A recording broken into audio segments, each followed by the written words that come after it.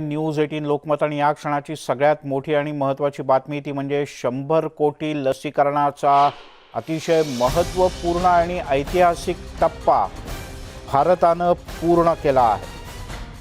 जगात पहिल्यांदाच कोणत्याही एका देशात 100 कोटी लसीकरण होण्याची ही पहिली वेळ आहे। त्यामुळे केवळ देशाच्या नाही तर जगाच्या दृष्टीने अतिशय असा ऐतिहासिक टप्पा भारतात लसीकरणानं नवा उच्चांक गाठलाय आणि 100 कोटींच्या लसीकरणाचा टप्पा देशानं अखेर पूर्ण केलाय। देशात 100 कोटी नागरिकांचं लसीकरण करणारा भारत हा जगातला या क्षणापर्यंतचा पहिला आणि खरं तर आत्तापर्यंतचा एकमेव देश ठरला आहे। आपण सगळ्यात डाव्या बाजूला दृश्य पाहतो आहोत कसे झपाट्यानं आकडे बदलत गेले आणि 100 कोटींचा आकडा साधारणपणे 10 मिनिटांपूर्वी देशानं पूर्ण केला।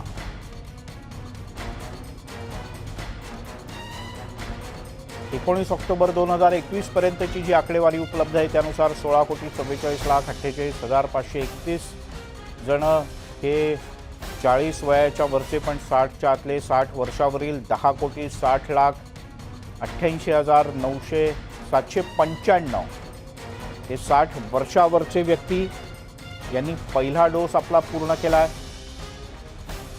16 जानेवारी 2021 ला लसीकरण सुरू झालं आणि 1 फेब्रुवारी 2021 ला 1 कोटी डोस पूर्ण झाले। 15 जून 2021 ला 25 कोटी डोस झाले। 6 ऑगस्ट 2021 ला 50 कोटी डोस पूर्ण झाले।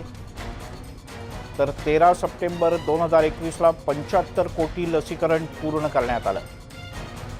यानंतर पुन्हा एकदा वेग घेतला आणि 13 सप्टेंबर नंतर आज म्हणजे 21 ऑक्टोबर उर्वरित 25 कोटी डोस पूर्ण करून 100 कोटी डोसचा टप्पा भारतानं यशस्वीपणे पूर्ण केला आहे। या लसीकरणामध्ये केंद्र सरकारची आरोग्य यंत्रणा, देशभरातल्या सर्व राज्य सरकारांच्या आरोग्य यंत्रणा, अनेक आरोग्य योद्धे, ग्रामीण भागात किंवा डोंगरदऱ्यांमध्ये काही ठिकाणी तर अक्षरशः डोक्यावर लस घेऊन किंवा काही किलोमीटर पायी जाऊन हे लसीकरण करावं लागलं। प्रशांत लीला रामदास आपले दिल्लीचे प्रतिनिधी आपल्यासोबत जोडले गेले आहेत। प्रशांत, देशभरातल्या आरोग्य यंत्रणेचं या लसीकरणातल्या सहभागी सगळ्यांचं मनपूर्वक अभिनंदन करण्याची वेळ।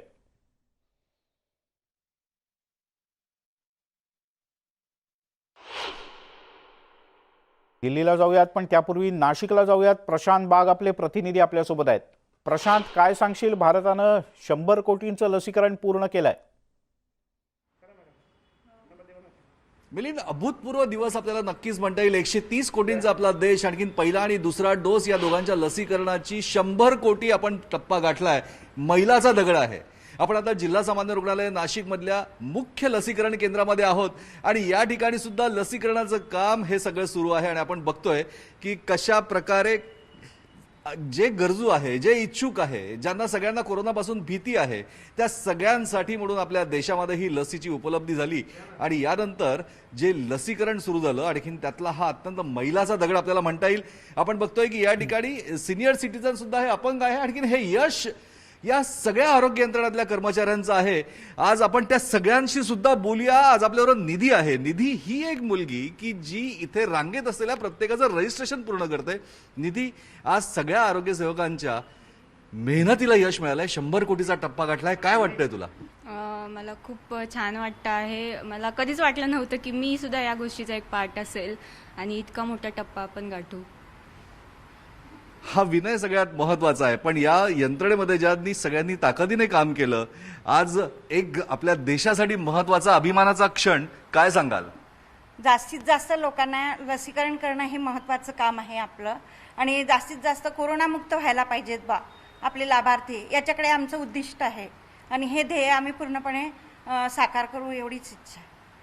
परिस्थिती कोणती असो मिलिंद, पण आरोग्य सेवक कर्मचारी हे कायम रस्त्यावर होते, डे वन पासून पूर्ण रस्त्यावर होते. तुम्ही आजही लसीकरण करतायत, काय सांगाल? सर, मला खूप अभिमान आहे की आज आपण एकदम चांगला 100 कोटींचा टप्पा पार केलेला आहे. तरी माझी अशी आहे की यापुढे जे राहिलेले आहे त्यांनी लवकरात लवकर व्हॅक्सिन घेऊन आपण पटकन महाराष्ट्र कोरोनामुक्त करूया, एवढीच इच्छा. Thank you sir. ही भावना महत्वाची आहे आणि ही भावनाच बोलकी आहे.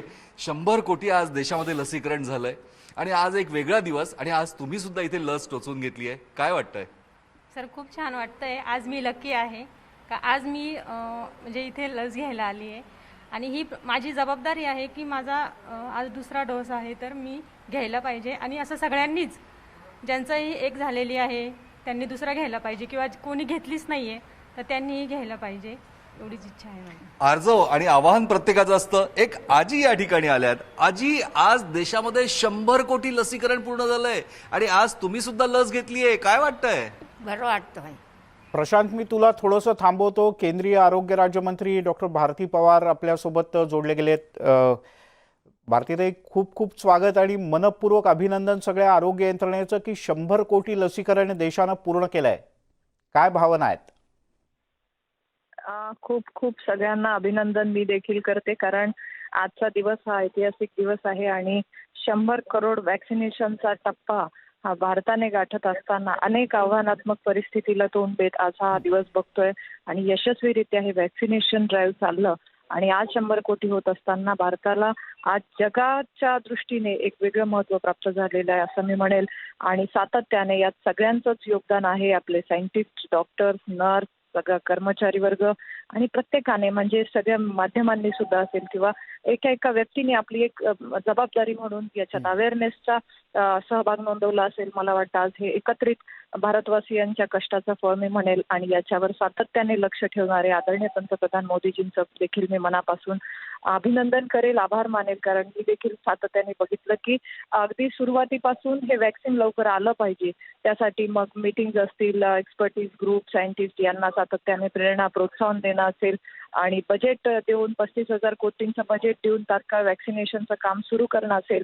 आणि या माध्यमातून त्यांनी आता देखील पूर्ण राज्यांशी जिथे काही अडचणी असतील तिथे वॅक्सिन पोहोचतंय की नाही किंवा काय अडचण आहे तिथल्या अधिकाऱ्यांशी बोलून मला वाटतं एक पालकाप्रमाणे भूमिका त्यांनी बजावली आणि रोज सतत आढावा घेणं आणि याच्यावर लक्ष ठेवून काम करणं मला वाटतं हे एकत्रित फळ आहे. आणि आज आपण बघतोय की सगळ्यांच्या सुरक्षेसाठी आणि फ्री वॅक्सिन देणार हा संकल्प त्यांनी केलेला होता आणि त्याप्रमाणे आज हे 100 कोटींचं यशस्वी अभियान भारतामध्ये चाललं. प्रचंड अभिमान आहे, प्रचंड कसं वाटतंय? कारण जेव्हा सुरुवातीला वॅक्सिनेशन सुरू झालं होतं त्यातले काही दिवस तुम्हाला आठवत असतील तर लोक थोडेसे रिलक्टंट होते. ठीक आहे, घेऊ बघू अशी भूमिका होती. नंतर रांगा लागायला लागल्या त्यावेळेला आरोप प्रत्यारोपांचं राजकारण सुद्धा रंगलं लसीवरनं की आम्हाला पुरेशा लसी मिळत नाहीत.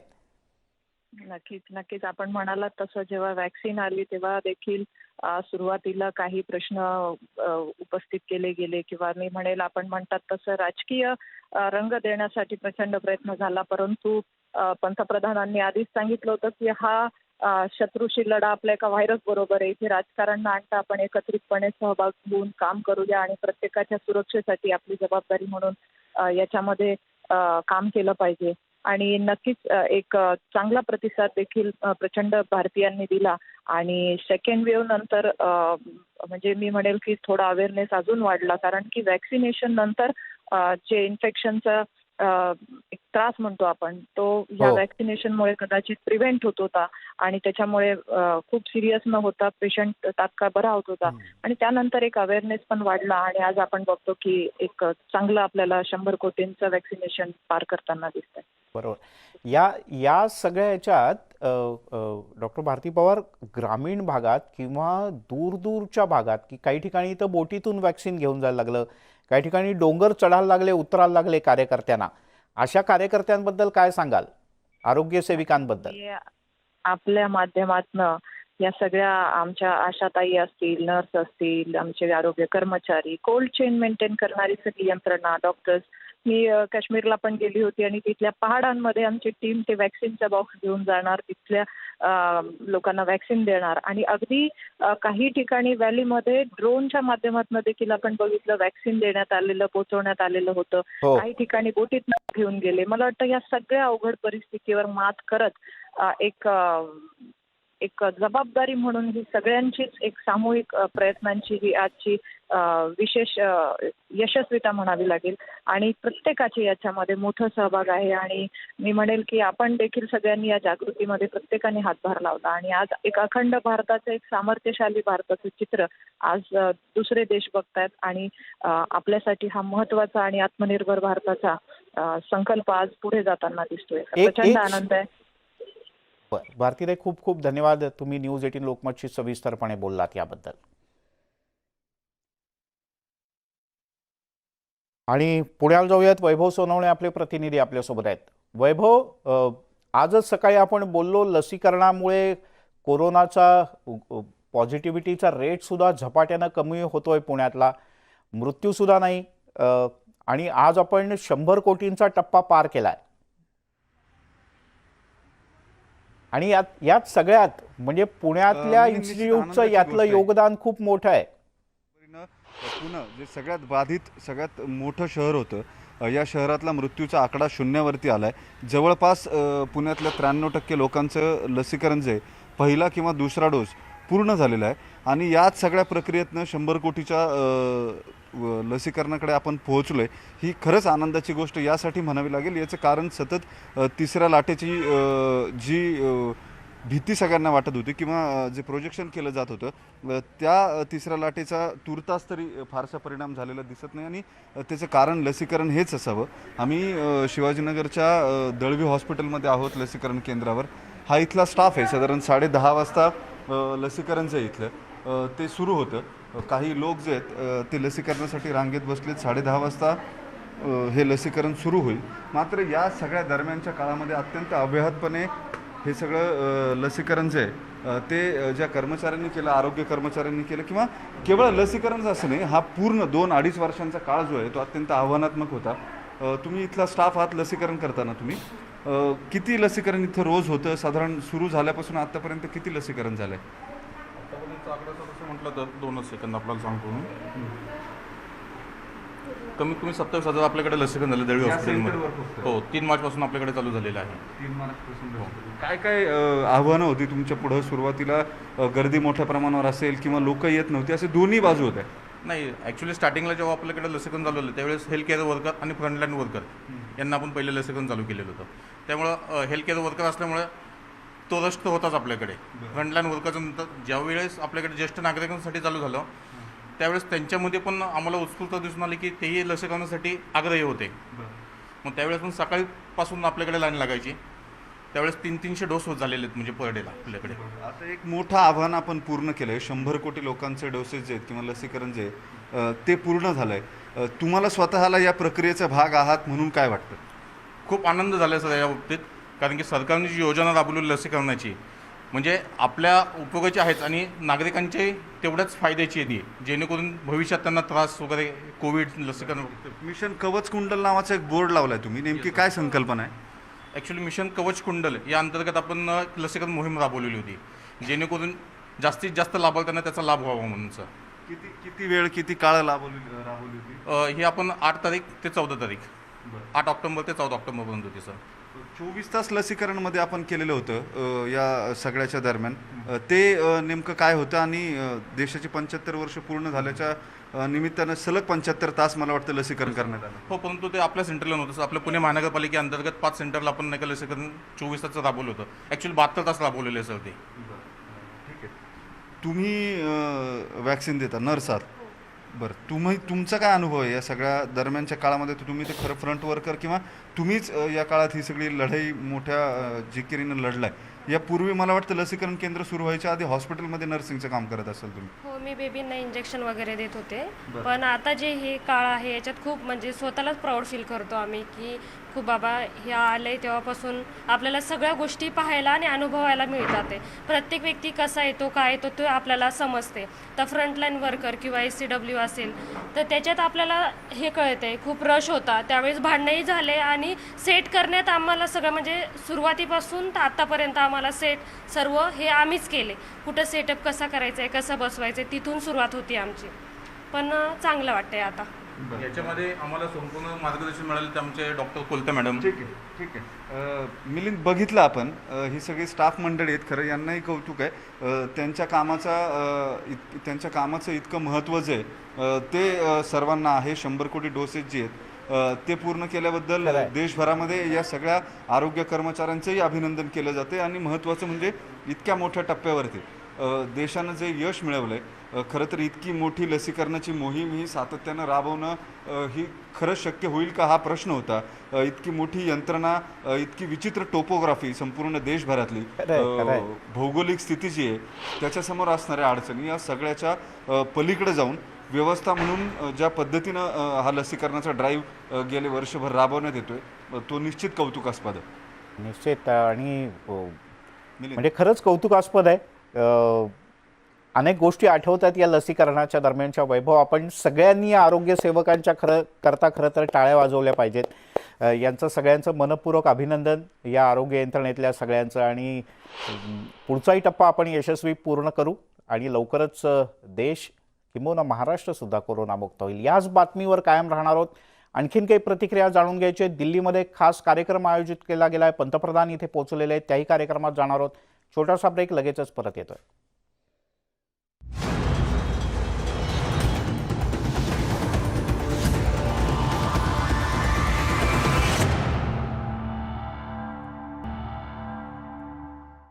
आपण पाहताय न्यूज 18 लोकमत. मसाला किंग डॉक्टर धनंजय दातार यांच्या अलअदील सुपर स्टोअर साखळीनं विस्ताराचा सुवर्ण महोत्सवी टप्पा गाठला. डॉक्टर दातार यांच्या हस्ते 50व्या अलअदील सुपर स्टोअरचं उद्घाटन नुकतंच दुबईत झालं. अलअदील समूहाचे अन्य संचालक सौ वंदना दातार, ऋषिकेश दातार, रोहित दातार हे यावेळी उपस्थित होते.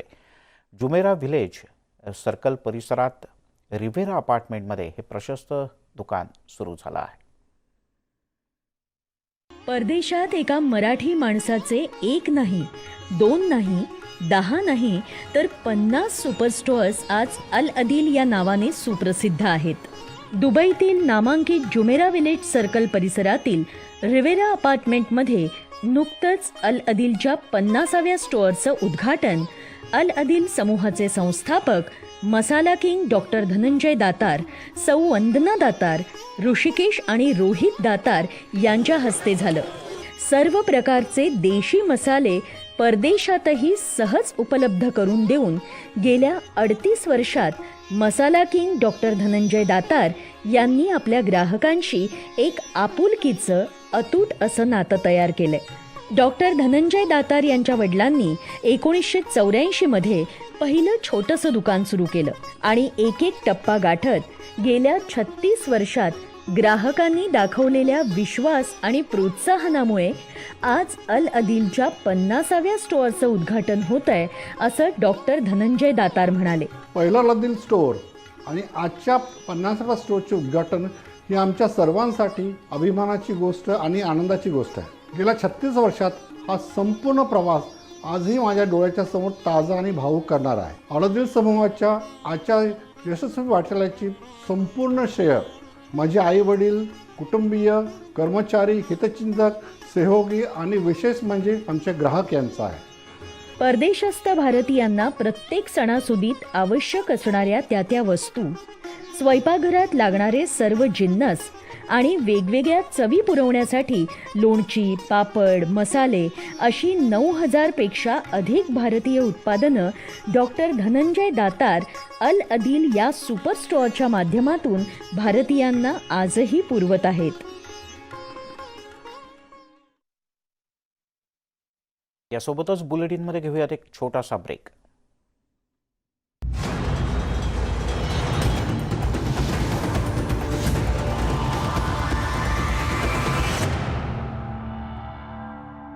वाढली आहे तसंच बळींच्या संख्येमध्ये सुद्धा मोठ्या प्रमाणात वाढ होऊ लागली आहे. गेल्या 24 तासात 33,208 नवीन संक्रमितांची नोंद झाली तर 1002 कोरोना मृतांचा आकडा आहे. गेल्या काही आठवड्यांपासून संक्रमित आणि बळींची संख्या वेगानं वाढते. कोरोना प्रतिबंधक नियम लागू केले तर अर्थव्यवस्थेवर परिणाम होईल, यामुळे निर्बंध लागू करायला प्रशासन तयार नाही.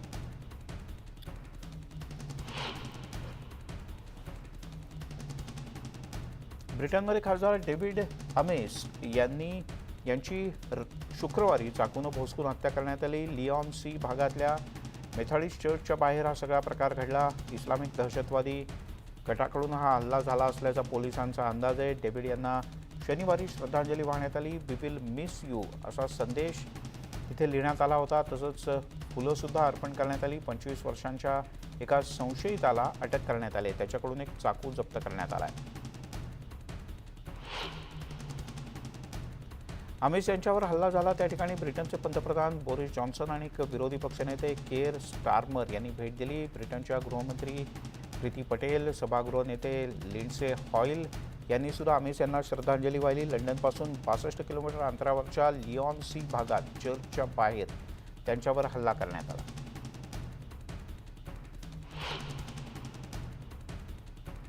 कंधारमध्ये इमाम बर्ग मशिदीमध्ये झालेल्या स्फोटातल्या मृतांचा आकडा आता 63 पर्यंत पोहोचला आहे. शिया समुदायाकडून या सगळ्यांना श्रद्धांजली वाहण्यात आली. काही जखमी नागरिकांची प्रकृती अतिशय चिंताजनक असल्यानं मृतांचा आकडा वाढण्याची शक्यता आहे. सरकारकडून देण्यात आलेला मृतांचा अधिकृत आकडा अद्यापही फक्त 47 आहे. तैवानचे राष्ट्राध्यक्ष त्साई इंग वेन यांनी शनिवारी बंदराच्या शहर काओशुंगमधील एका रनडाऊन इमारतीला लागलेल्या आगीमध्ये मरण पावलेल्या लोकांना श्रद्धांजली वाहिली आणि ही श्रद्धांजली वाहण्यासाठी त्यांनी एका शवागारालाही भेट दिली. त्साई यांनी एका रुग्णालयाला सुद्धा भेट दिली आणि इथे काही जखमींवर उपचार करण्यात येत आहेत त्यांची चौकशी केली. आगीमध्ये अडकलेल्या लोकांना मदत करणाऱ्या आणि ज्यांनी आपले प्राण गमावले त्यांच्या कुटुंबियांना सर्वतोपरी मदत करण्याचे निर्देश त्साई इंग वेन यांनी दिले आहेत. मेक्सिकोमध्ये जवळपास 1 लाख लोक बेपत्ता असल्याचं अधिकृतपणे जाहीर करण्यात आलं. एका वर्षानंतर राष्ट्रीय शोध आयोगाची मेक्सिकोमध्ये गायब झालेल्या लोकांची नोंद ही 20% वाढली आहे. संपूर्ण मेक्सिकोमध्ये गायब झालेल्या व्यक्तींच्या शोधासाठी 6व्या राष्ट्रीय शोध ब्रिगेडला बोलवावं लागलंय. ट्वेंकालिन हार्नाडेज गेल्या 7 वर्षापासून आपल्या मुलीचा शोध घेत आहेत. एक दिवस दुपारी ती तिच्या प्रियकरासोबत राजधानीच्या कुरेनवाका या भागात बाहेर पडली होती. नंतर ती गायब झाली, जी अद्याप सापडलेली नाही. देशात हजारो नागरिक अशाच पद्धतीनं गायब झालेत आणि प्रत्येकाच्या वेगवेगळ्या कथा आहेत.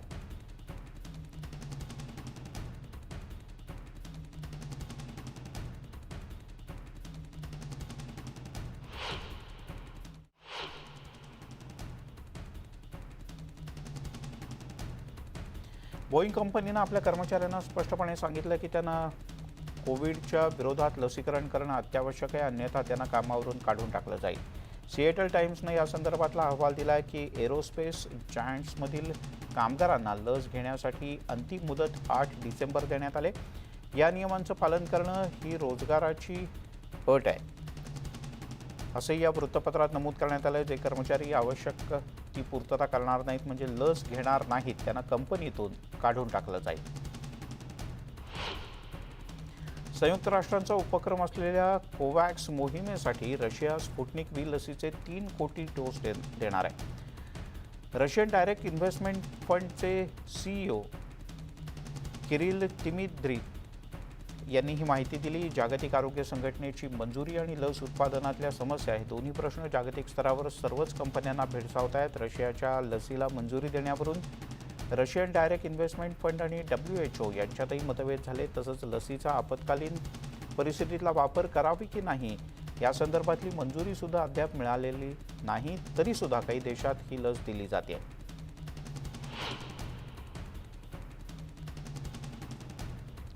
जॉन्सन अँड जॉन्सन लसीचा बूस्टर डोस देण्याबद्दल अन्न आणि औषध प्रशासनाकडून मंथन सुरू आहे. अमेरिकेतली ही बातमी आहे. इतर लस उत्पादन कंपन्या प्राथमिक लसीकरणानंतर 6 महिन्यांनी बूस्टर डोस देण्याच्या विचारात आहेत.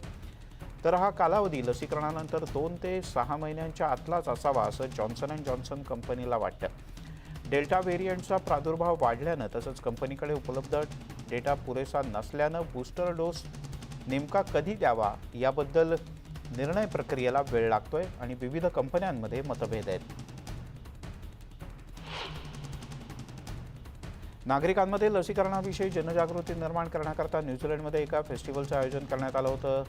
या वॅक्सोथॉनमध्ये संगीतकार, खेळाडू, सेलिब्रिटीसुद्धा सहभागी झाले होते. सलग 8 तास सुरू असलेल्या कार्यक्रमाचं टीव्हीवर सुद्धा थेट प्रक्षेपण करण्यात आलं. वेलिंग्टनमधल्या मेडिकल सेंटरला पंतप्रधान जॅसिंडा आर्डेन यांनी भेट दिली. सुरुवातीला दिवसासाठी 1 लाख डोस देण्याचं लक्ष्य ठेवलं होतं, पण पहिलं लक्ष्य पूर्ण केल्यानंतर आता हे लक्ष्य 1.5 लाख डोसपर्यंत वाढवण्यात आलंय. माओरी भागामध्ये 25,000 डोस पुरवण्याचं लक्ष्य आहे. अमेरिकेमध्ये कोरोना संक्रमितांची संख्या 4,48,00,000 पार पोहोचले, तर कोरोना बळींचा आकडा 7,23,747 पर्यंत गेला.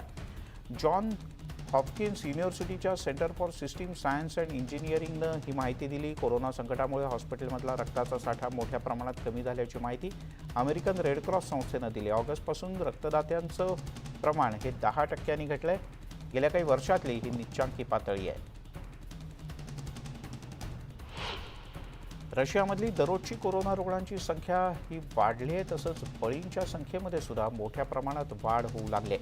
गेल्या 24 तासात 33,208 नवीन संक्रमितांची नोंद झाली, तर 1,002 कोरोना मृतांचा आकडा आहे. गेल्या काही आठवड्यांपासून संक्रमित आणि बळींची संख्या वेगानं वाढते. कोरोना प्रतिबंधक नियम लागू केले तर अर्थव्यवस्थेवर परिणाम होईल, यामुळे निर्बंध लागू करायला प्रशासन तयार नाही.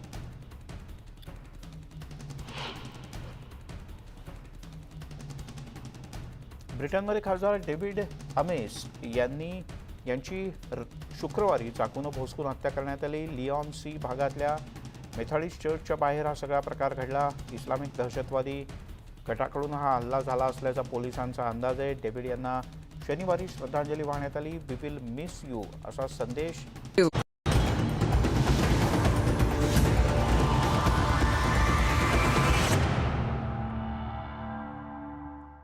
आपण पाहताय मुद्दा महाराष्ट्राचा आणि मुद्दा आहे 100 कोटी लसीकरणाचा ऐतिहासिक टप्पा गाठल्याचा.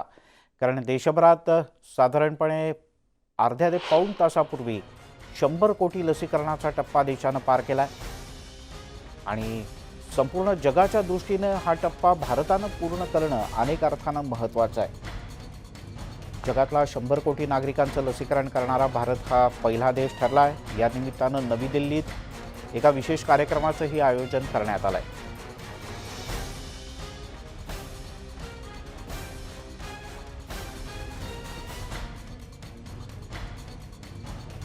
दोनशे 78 दिवसांमध्ये 100 कोटी नागरिकांचं लसीकरण पूर्ण करण्यात आलं. दिल्लीहून प्रशांत लीला रामदास आपले प्रतिनिधी आपल्यासोबत जोडले गेले. प्रशांत. मिलिंद, मी सध्या राजधानी दिल्लीतील नवयुग जे शाळा आहे त्या शाळेच्या वॅक्सिनेशन सेंटरमध्ये आहे. हे वॅक्सिनेशन सेंटर आहे. या वॅक्सिनेशन सेंटरमध्ये सकाळपासूनच इथे येऊन लोक खास करून लाभार्थी जे आहेत इथे वॅक्सिनेशन करत आहे. अशा प्रकारची परिस्थिती आहे. हे वॅक्सिनेशन सेंटर आहे. महत्त्वाचं म्हणजे जर बघितलं ज्या पद्धतीनं माहिती मिळते की गेल्या 9 महिन्यापेक्षा कमी कालावधीमध्ये 100 कोटीचा टप्पा जो आहे तो पार करण्यात आलेला आहे. हे एक मोठं यश मानलं जाईल भारताच्या लसीकरण मोहिमेचं. या लसीकरण मोहिमेचं जर बघितलं आपण तर देशामध्ये ज्या पद्धतीनं संपूर्ण मोहीम सर्व राज्य सरकारच्या मदतीने राबवण्यात आली आणि यामध्ये ठिकठिकाणी ज्या पद्धतीनं लसीकरणासाठी एक टप्पे पार करण्यात आले आणि त्या टप्प्यामध्ये साधारणतः पहिल्यांदा जो वयोवृद्ध लोकांसाठी, त्यानंतर मध्यमवर्गीयांसाठी, त्यानंतर 18 ते 45 वयोगटातील लाभार्थ्यांसाठी अशा प्रकारची मोहीम राबवण्यात आली.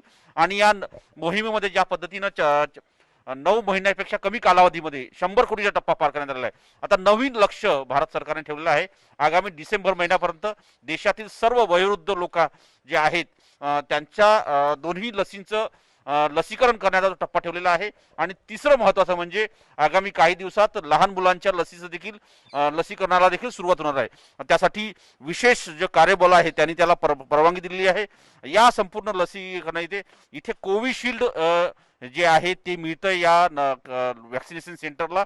आणि काही ठिकाणी जसे पंतप्रधान नरेंद्र मोदी गेले होते तिथे कोव्हॅक्सिन हे जे आहे लस ही मिळत आहे. आज पंतप्रधानांनी जवळपास 9:45च्या दरम्यान ते तिथे पोहोचले आणि 10:30 वाजता ते आता झज्जरमध्ये तिथल्या एम्सच्या याचं उद्घाटन करणार आहे, एम्सच्या केंद्राचं. पण या सगळ्या पार्श्वभूमीवरती लाल किल्ल्यामध्ये देखील एक भव्य दिव्य कार्यक्रम होणार आहे ज्यामध्ये मनसुख मांडविया जे केंद्रीय आरोग्यमंत्री आहेत त्या आरोग्यमंत्री लाल किल्ल्यावरती गाणं देशाला लोकार्पित करणार आहे 100 कोटीचा टप्पा पार केल्याच्या निमित्ताने. आणि सोबतच जर बघितलं आपण तर त्यांनी तिथे 15 फुटाचा झेंडा देखील तिथे फडकवण्यात येणार आहे, जो खादी ग्रामोद्योग महामंडळाच्या वतीने तयार करण्यात आला आहे. याशिवाय अनेक असे विविध ठिकाणी अनेक रुग्णालयांमध्ये कार्यक्रम आहे, ज्यामध्ये 100 कोटीचा टप्पा पार केल्याच्या निमित्ताने देशाने हे जे अभूतपूर्व यश मिळालं आहे, जागतिक स्तरावरती यश आहे. भारत हा असा जगातील असा एकमेव देश ठरला ज्याने 100 कोटीचा टप्पा पार केला आहे. त्यामुळे या निमित्ताने आरोग्य मंत्रालय आणि भारत सरकारच्या वतीने विविध कार्यक्रम देखील दिल्लीत होणार आहे. त्याची तयारी देखील आता सुरू झालेली आहे.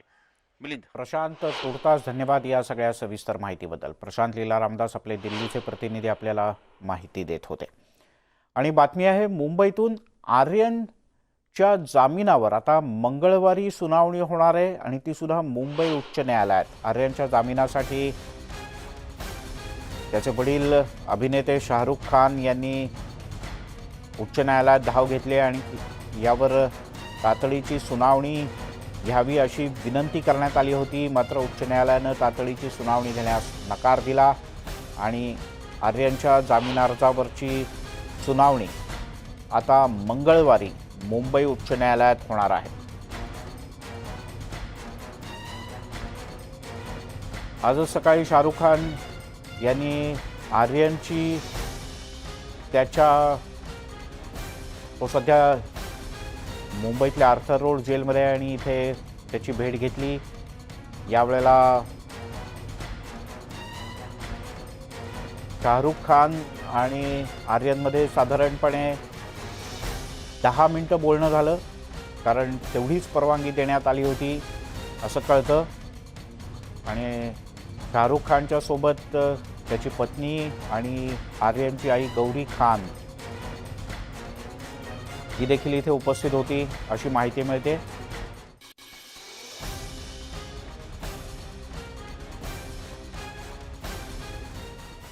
यासोबतच बुलेटिनमध्ये घेऊयात एक छोटासा ब्रेक. सर्व प्रकारच्या ताज्या अपडेटसाठी news18lokmat.com या आमच्या वेबसाईटला लॉग ऑन करा. फेसबुक, ट्विटरवर आम्हाला फॉलो करा. आमच्या यूट्यूब चॅनलला सबस्क्राईब करा.